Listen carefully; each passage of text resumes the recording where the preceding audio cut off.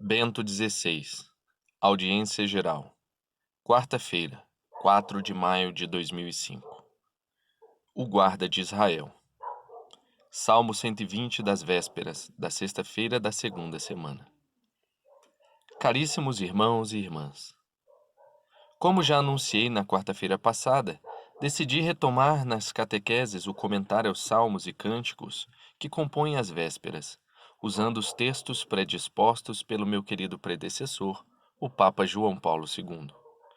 Iniciamos hoje com o Salmo 120. Este salmo faz parte da coleção dos, abre aspas, Cânticos das Subidas, ou seja, da peregrinação rumo ao encontro com o Senhor no Templo de Sião. É um salmo de confiança, porque nele ressoa 6 vezes o verbo hebraico chamar, guardar, proteger. Deus, cujo nome é invocado repetidamente, elege como o guarda, sempre acordado, atento e solícito, a sentinela que vigia sobre seu povo para o tutelar de qualquer risco e perigo.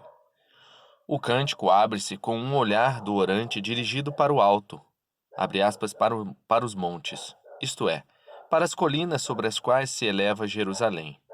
De lá vem a ajuda, porque sobre eles habita o Senhor no seu templo.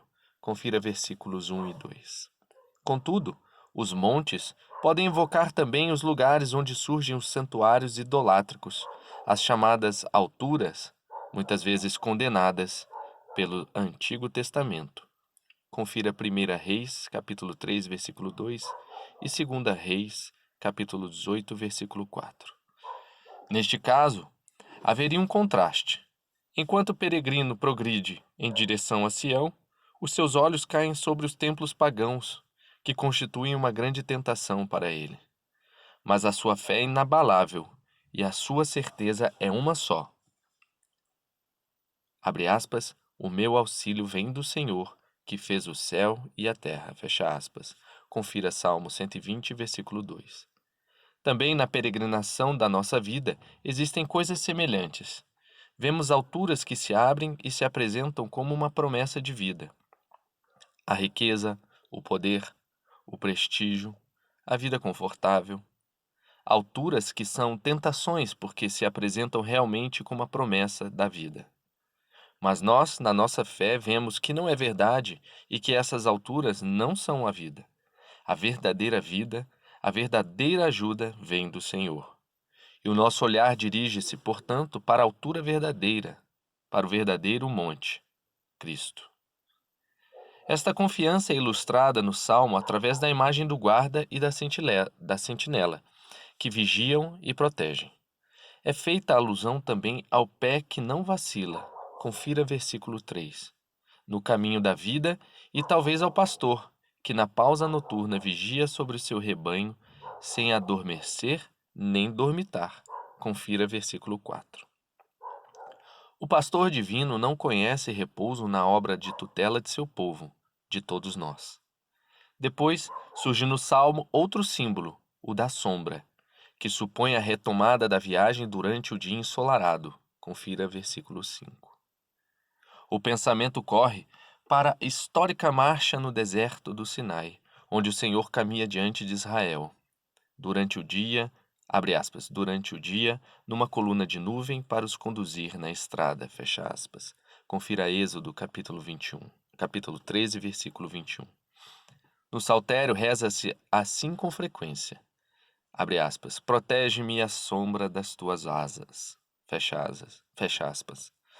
Confira Salmo 16, versículo 8 e Salmo 90, versículo 1. Há aqui também um aspecto realístico da nossa vida. Com frequência, nossa vida move-se sob um sol desumano.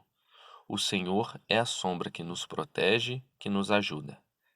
Depois da vigília e da sombra, eis o terceiro símbolo, o do Senhor que, abre aspas, está à direita, fecha aspas, do seu fiel. Confira Salmo 120, versículo 5. Esta é a posição do defensor, quer militar, quer processual. É a certeza de não ser abandonado no tempo das provações, do assalto do mal, da perseguição. A este ponto, o salmista volta à ideia da viagem durante um dia quente, no qual Deus nos protege do sol escaldante. Mas depois do dia vem a noite. Na antiguidade, considerava-se que também os raios lunares fossem nocivos, causa de febre ou de cegueira, ou até de loucura. Por isso o Senhor também nos protege durante a noite. Confira versículo 6. Nas noites da nossa vida. O salmo chega agora ao final com uma declaração sintética de confiança. Deus guarda-nos, Deus guardar-nos-á com amor em cada momento, tutelando a nossa vida de qualquer mal. Confira versículo 7. Todas as nossas atividades, resumidas nos dois verbos extremos de sair e entrar, está sempre sob o olhar vigente do Senhor. Ele protege cada um dos nossos atos e todo o nosso tempo. Abre aspas, agora e para sempre. Fecha aspas, confira versículos 8. Desejamos agora, no final, comentar esta última declaração de confiança com um testemunho espiritual da antiga tradição cristã.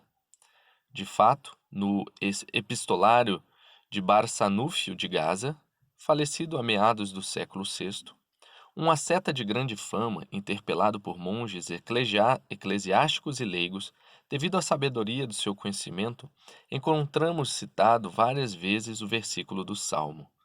Abre aspas, o Senhor protege-te de todo o mal e vela pela tua vida. Fecha aspas. Com este salmo, com este versículo, Barçanúfio pretendia confortar quantos lhe manifestavam as suas próprias fadigas, as provas da vida, os perigos e as desgraças. Certa vez, Barçanúfio, tendo-lhe sido pedido por um monge que rezasse por ele e pelos seus companheiros, respondeu do seguinte modo, incluindo nos seus votos a citação deste versículo. Abre aspas, diletos filhos meus, abraço-vos no Senhor, suplicando-o que vos proteja de qualquer mal, e que vos conceda, como a Jó, a resignação, como a José, a graça, como a Moisés, a humildade, como a Josué, filho de Num, o valor nos combates, como aos juízes, o perdão dos pensamentos, como aos reis Davi e Salomão, a subjugação dos inimigos, e como aos israelitas, a fertilidade da terra. Conceda-vos a remissão dos vossos pecados, com a cura do corpo, como ao paralítico. Vos salve das ondas como a Pedro, e vos poupe as tribulações como a Paulo e aos outros apóstolos. Proteja-vos de todo mal, como seus verdadeiros filhos, e vos conceda o que vosso coração pede, para benefício da alma e do corpo, no seu nome. Amém. Amém. Confira Barçanúfio e João de Gaza, Epistolário 194, coleção de textos patrísticos.